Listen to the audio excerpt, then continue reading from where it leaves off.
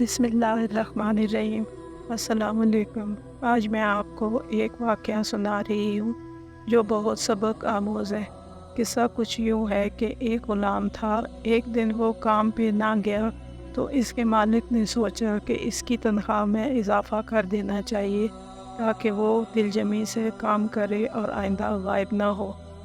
اگلے دن مالک نے اس کو تنخواہ سے زیادہ پیسے دیے جو اس نے خاموشی سے رکھ لیے۔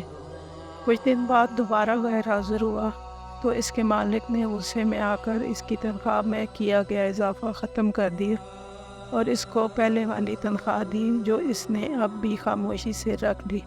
تو مالک نے اس سے پوچھا کہ جب میں نے تنخواہ میں اضافہ کیا تو تم خاموش رہے اور اب تنخواہ میں کمی کی تو پھر بھی تم خاموش ہو کیوں؟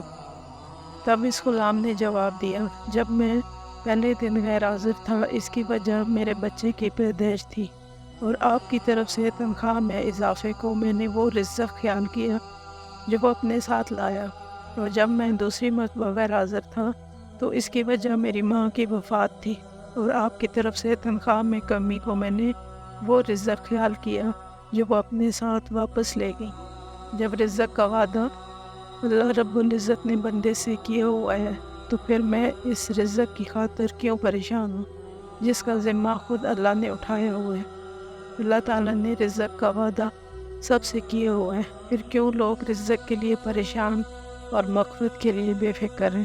اس بات پر سنجیدگی سے غور کریں اور اللہ پاک سے مغفرت مانگیں۔